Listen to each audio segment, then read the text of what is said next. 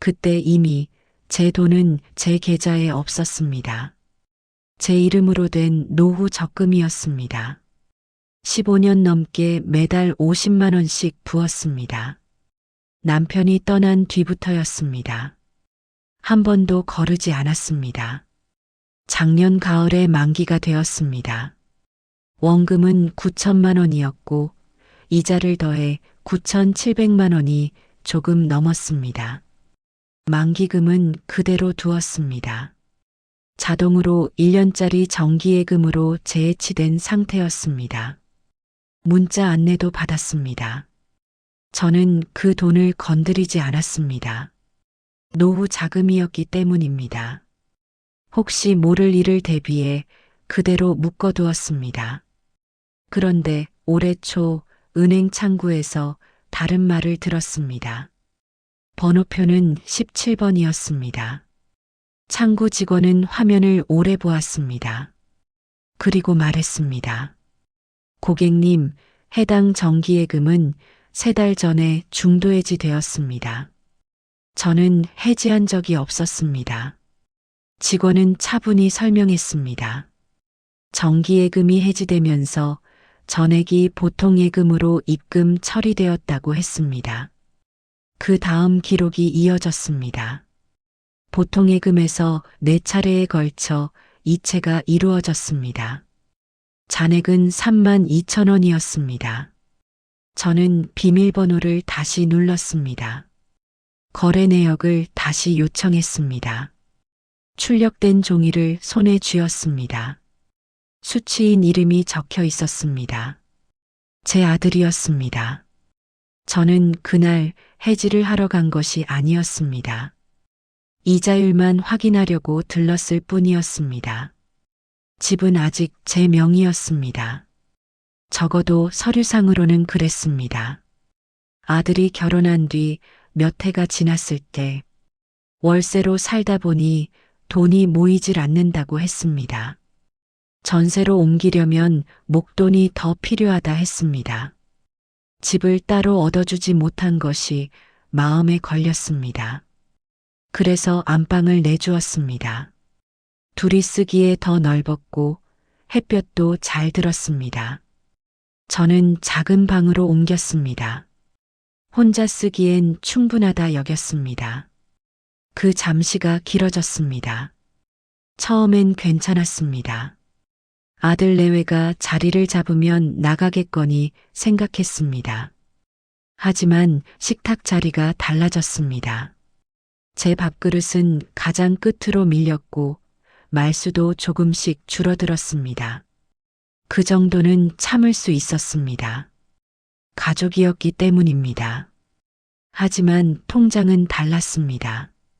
그건 제 노후였습니다. 제 15년이었습니다. 집으로 돌아오는 버스 안에서 내내 생각했습니다. 창밖이 흐렸습니다. 정류장이 몇 번 지났는지도 기억이 나지 않았습니다. 그런 일쯤은 참을 수 있었습니다. 집이 좁아진 건 사람이 늘었으니 당연한 일이었습니다. 아들이 회사에서 힘들다고 했으니 더 말하지 않았습니다. 식탁 자리가 바뀐 것도 안방을 내준 것도 잠시라 생각했습니다. 하지만 통장 이야기는 달랐습니다. 그건 제 노후였습니다. 제 손으로 번 돈이었습니다. 15년이었습니다. 창구 직원은 거래 내역을 다시 설명했습니다. 3달 전부터였습니다. 큰 금액이 4번에 나뉘어 빠져나갔습니다. 수취인 이름은 제 아들이었습니다. 손이 떨렸습니다. 의자에 앉았다가 다시 일어났습니다. 직원은 조심스럽게 말했습니다. 가족 간 이체입니다.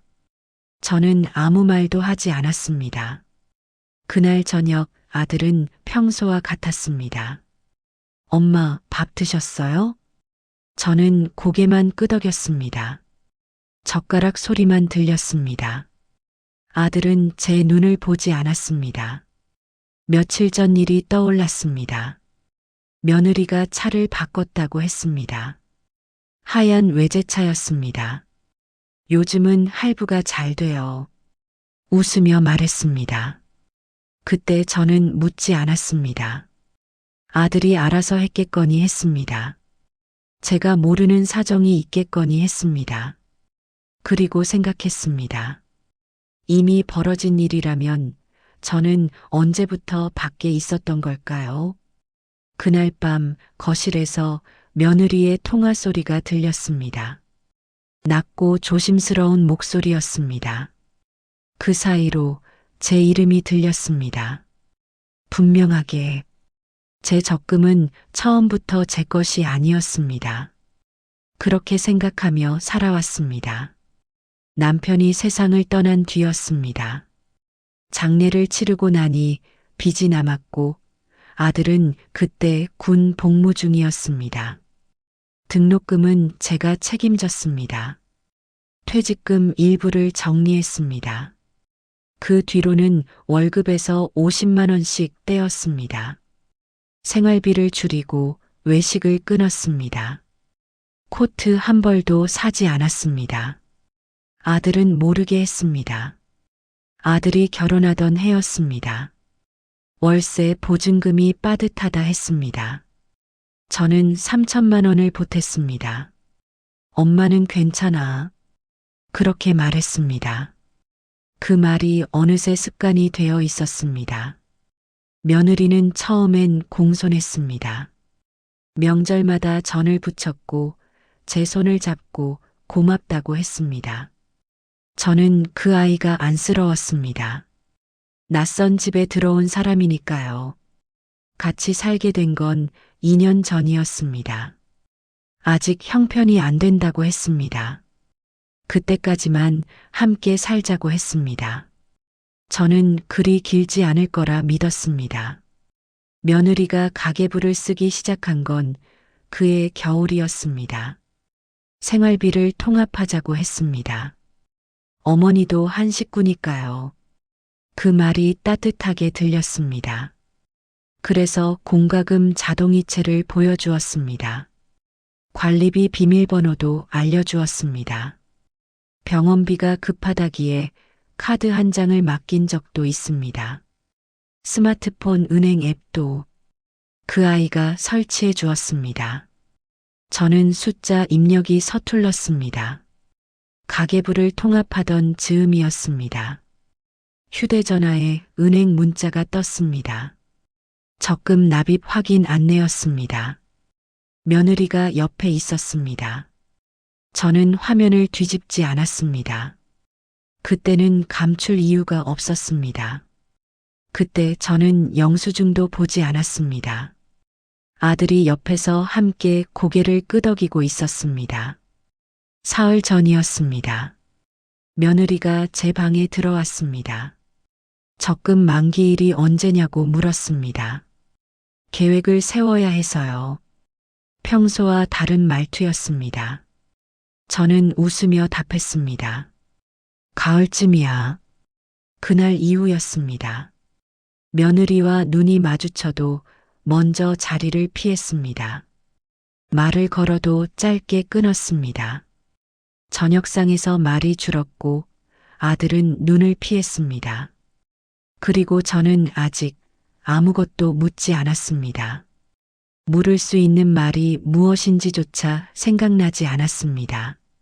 며느리가 차를 바꾼 건 적금이 빠져나간 시기와 겹쳤습니다. 하얀 외제차였습니다. 아파트 주차장 가장 앞자리에 세웠고 이웃들이 한 번씩 쳐다보았습니다. 며느리는 웃으며 키를 흔들었습니다. 중고라 싸게 샀어요. 저는 고개를 끄덕였습니다. 아들이 승진했다는 말은 들은 적이 없었습니다. 보너스를 받았다는 이야기도 없었습니다. 그런데도 차는 번쩍였습니다. 며칠이 지났습니다. 집안 분위기가 묘하게 바뀌었습니다.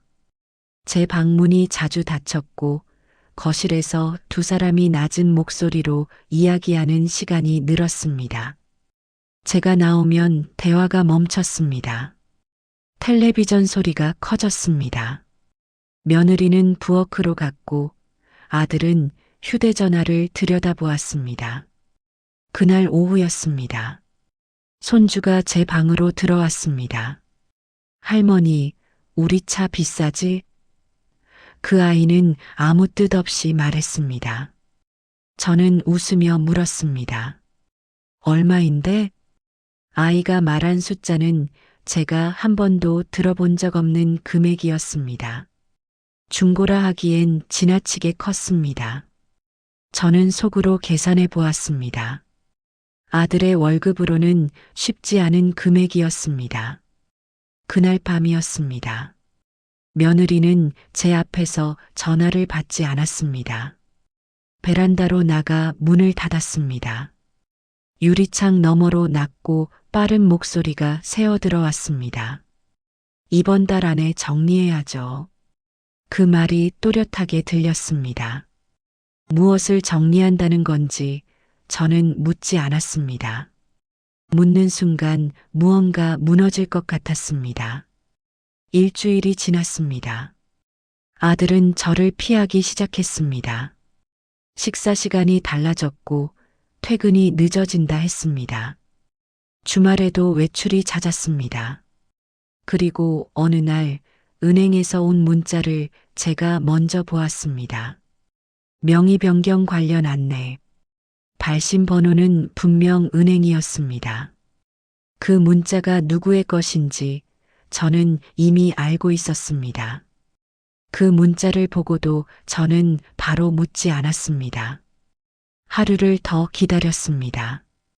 혹시 설명이 있기를 바랐습니다. 저녁 식탁에서 말이 나오기를 가만히 기다렸습니다. 아들은 평소처럼 밥을 먹었습니다. 며느리는 국을 더 달라고 했고 손주는 숙제를 했습니다. 집은 아무 일도 없는 듯 조용했습니다. 저는 휴대전화를 식탁 위에 올렸습니다. 문자 화면을 켜두었습니다. 아들이 보기를 바랐습니다. 아들은 화면을 힐끗 보았습니다. 그리고 젓가락을 내려놓았습니다. 엄마, 그건 오해야. 그 한마디였습니다. 설명은 없었습니다. 사과도 없었습니다. 무엇이 오해인지조차 말하지 않았습니다. 저는 물었습니다. 무슨 명의 변경이니? 아들은 물을 마셨습니다. 며느리는 말없이 아이의 밥을 챙겼습니다. 잠시 후 아들이 고개를 숙인 채 말했습니다. 잠깐 필요해서 그랬어. 잠깐. 그 말은 가볍게 떨어졌습니다. 1억 원이었습니다. 제 15년이었습니다. 3달 동안 4번에 나눠 빠져나간 돈. 총 9,700만 원이었습니다. 수수료까지 빠져 있었습니다.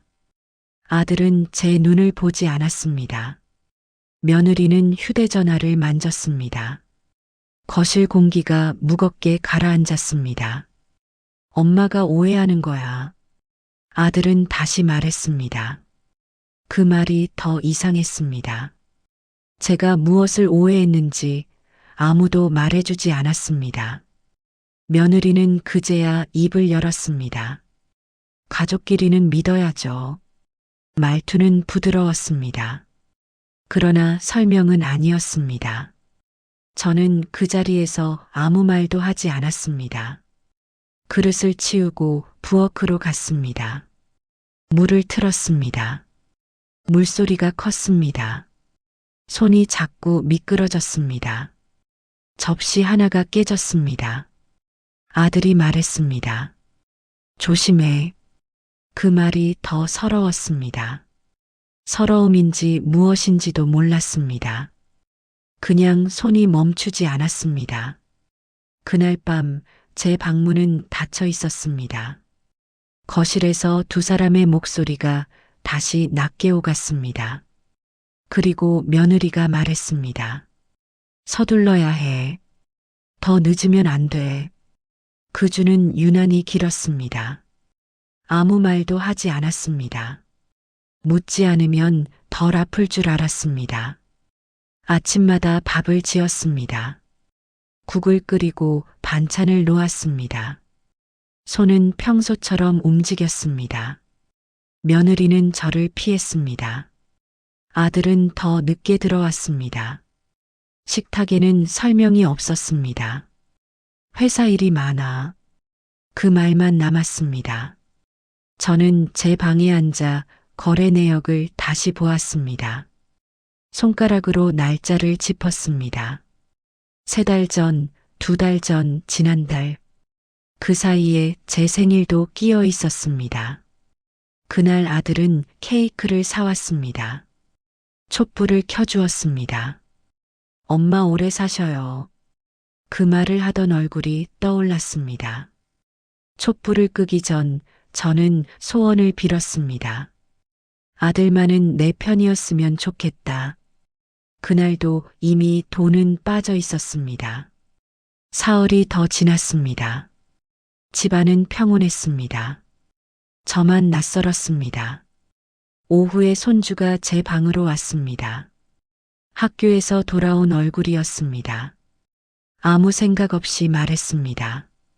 할머니, 아빠가 말했어. 이제 이 집 완전 우리 거라고. 저는 웃었습니다. 원래 우리 집 아니니? 아이는 고개를 저었습니다.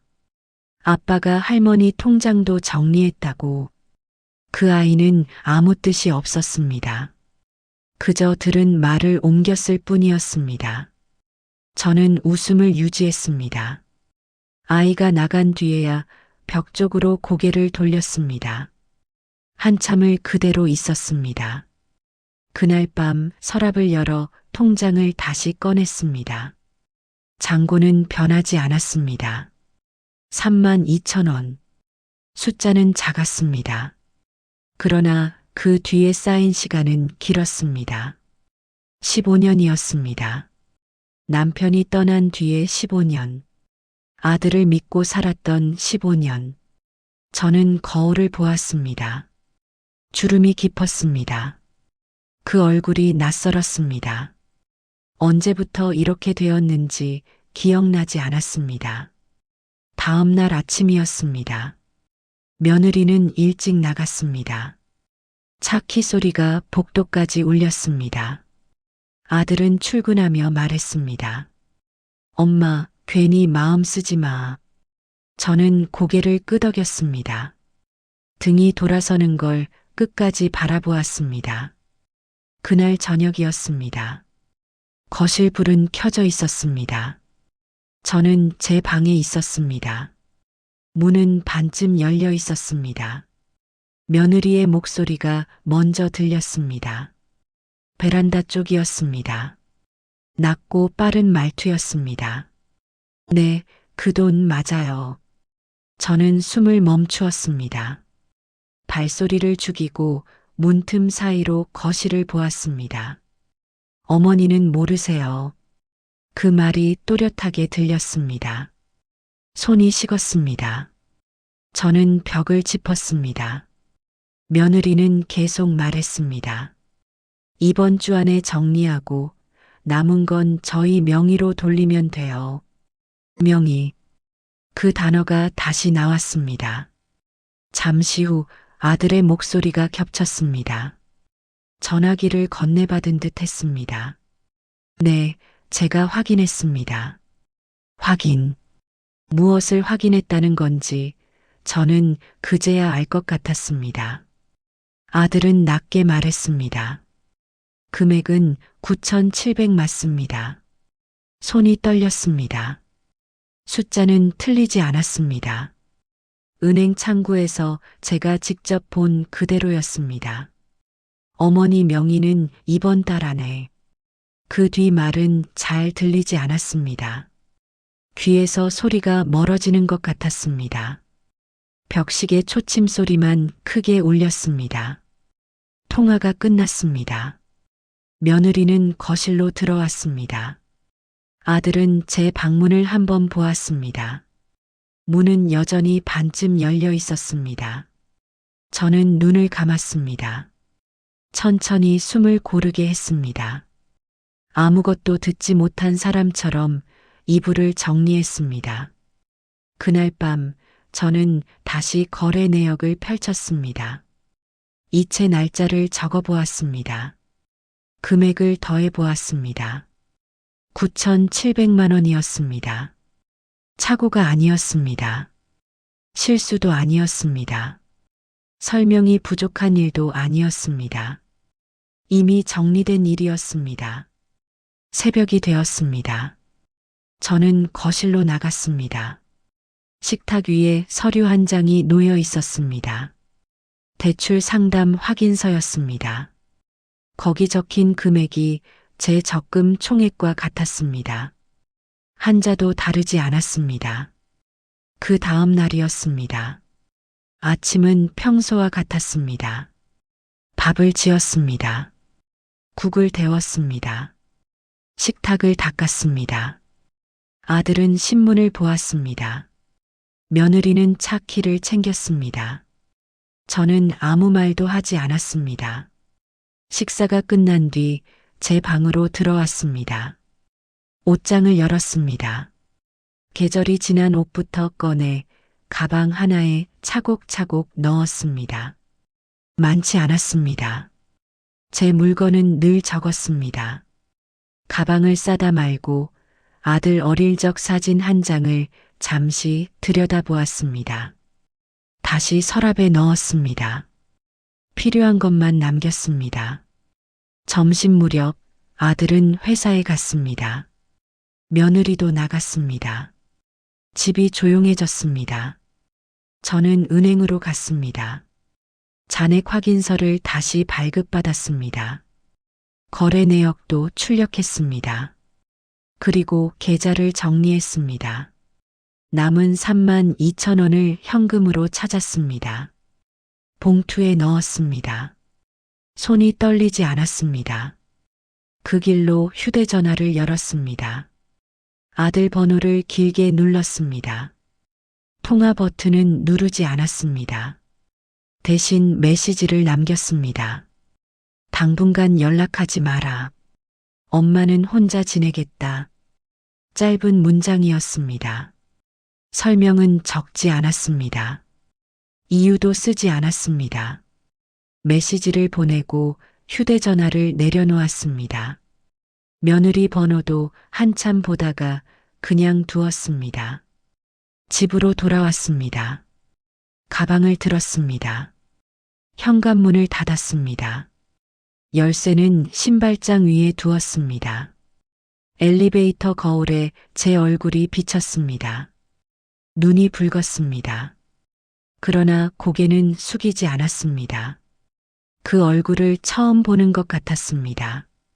아파트 정문을 나섰습니다. 햇빛이 따가웠습니다. 바람이 불었습니다. 저는 뒤돌아보지 않았습니다. 일주일이 지났습니다. 저는 작은 원룸에 머물고 있습니다. 보증금 500만 원, 월세 45만 원짜리 방입니다. 창문은 작지만 볕이 듭니다. 아침이면 혼자 밥을 먹습니다. 국은 끓이지 않습니다. 김치와 계란이면 충분합니다.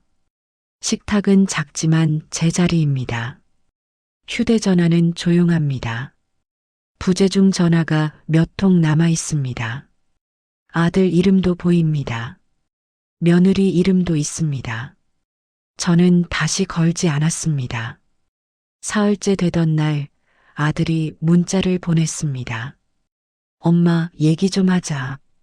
짧은 문장이었습니다. 저는 답하지 않았습니다. 설명은 이미 들었습니다. 숫자도 들었습니다. 통화도 들었습니다. 그날 이후 저는 누구를 원망하지 않았습니다. 다만 정리했습니다. 제 이름을, 제 시간을, 제 남은 날들을. 이 방에는 소리가 적습니다. 벽시계 초침 소리가 들립니다. 저는 그 소리를 듣습니다. 이제는 불안하지 않습니다. 며칠 전 근처 공원을 걸었습니다. 저녁 해가 길게 늘어졌습니다. 벤치에 앉은 사람들이 보였습니다. 저는 혼자 걸었습니다. 뒤에서 누가 부르지 않았습니다. 붙잡는 손도 없었습니다. 휴대전화도 울리지 않았습니다. 저는 그대로 걸었습니다. 천천히 멈추지 않고 집을 나선 날 제가 잃은 것이 무엇인지 그때는 잘 몰랐습니다. 지금은 압니다. 잃은 것이 아니라 남긴 것이었습니다. 기대였습니다. 언젠가는 설명을 들을 수 있을 거라는 말이었습니다. 그리고 내가 이해받을 날이 올 거라는 생각이었습니다. 저는 이제 혼자입니다. 그러나 작지 않습니다. 저녁 바람이 불었습니다. 제 그림자가 길게 늘어졌습니다. 그 뒷모습을 아무도 보지 않았습니다. 혹시 당신이라면 어떻게 하셨겠습니까? 이 이야기가 누군가의 마음에 작은 질문 하나로 남기를 바랍니다. 구독과 좋아요는 다음 이야기를 이어가는 힘이 됩니다.